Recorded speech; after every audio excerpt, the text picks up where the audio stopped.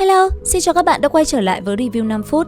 Sau khi giải quyết xong quỷ tiên sinh, quỷ lệ đã tìm đến thành Hà Dương, nơi ba ông cháu Chu Nhất Tiên đang tranh cãi nảy lửa vì Tiểu Hoàn đòi quay lại cứu hắn, nhưng hai người còn lại thì không chịu. Đúng lúc này, hắn xuất hiện trước mắt khiến mọi người giật mình.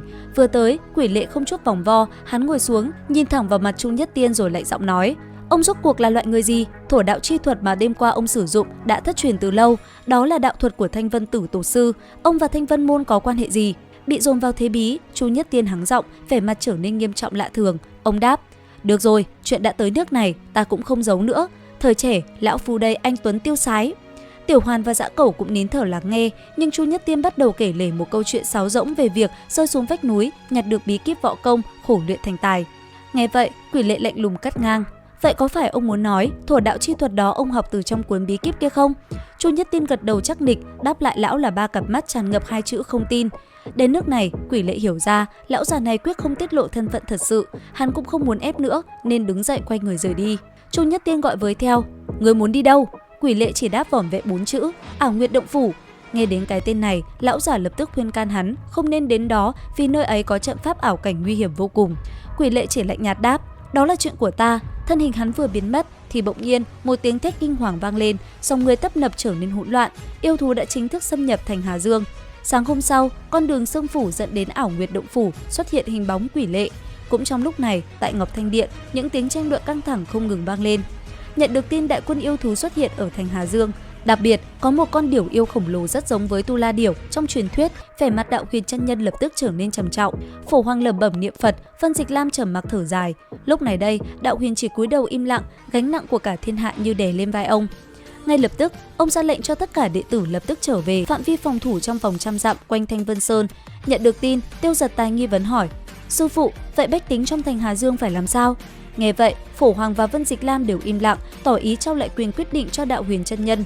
Ông suy nghĩ một hồi lâu rồi nói: "Chúng ta không thể hạ sơn, mục tiêu lớn nhất của chúng chính là chúng ta. Con lập tức đến Hà Dương giúp đỡ bách tính di tản về phía Bắc, càng nhanh càng tốt." Vậy là Đạo Huyền quyết định từ bỏ thành Hà Dương để bảo toàn Thanh Vân Sơn.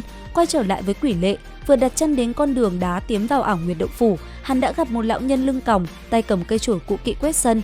Nhìn hắn, thanh âm vang lên nói: "Nơi đây là trọng địa của Thanh Vân môn, thiếu niên xin dừng bước."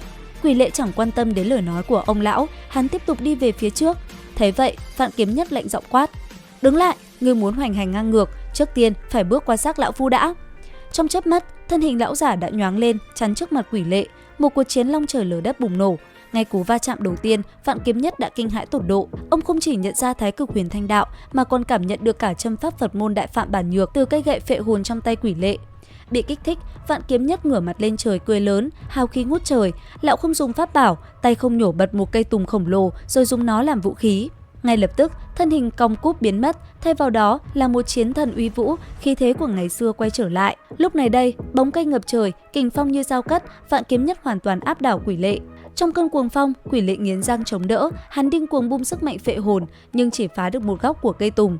Thấy thế, Vạn Kiếm Nhất chỉ cười lớn, vung phần còn lại tung một đòn sấm sét giáng xuống. Quỷ lệ gầm lên, Thái Cực Đồ bay ra nghênh đón, một tiếng nổ kinh thiên động địa vang lên. Mặt đất lún sâu, quỷ lệ sắc mặt trắng bệch, một ngụm tinh huyết trào ra từ khóe miệng. Nhận thấy đối thủ quá mức cường hãn, hắn phun một ngụm huyết sắc lên phệ hồn, chuẩn bị liều mạng. Đôi mắt hắn giờ đây đã chuyển thành màu huyết hồng. Ngay thời khắc sinh tử đó, thân ảnh uy vũ của Vạn Kiếm Nhất trên không trung đột nhiên khựng lại rồi mềm nhũn rơi xuống. Một bóng đen quen thuộc đã xuất hiện, đánh lén sau lưng lão từ lúc nào, đó chính là Quỷ Tiên Sinh. Mất đi áp lực, toàn bộ sức mạnh của ba nhà, đạo, Phật, ma trong người quỷ lệ không còn bị kìm hãm, bùng nổ như thác lũ mà đánh thẳng vào lồng ngực đã không còn phòng bị của Vạn Kiếm Nhất. Đến đây thì cũng hết tập 13/3 Chu Tiên. Liệu Vạn Kiếm Nhất sẽ ra sao? Tại sao Quỷ Tiên Sinh lại xuất hiện ở đây để giúp đỡ quỷ lệ? Tất cả sẽ có trong tập review tiếp theo. Các bạn nhớ like và subscribe kênh YouTube Review 5 phút để không bỏ lỡ nhé. Xin chào và hẹn gặp lại!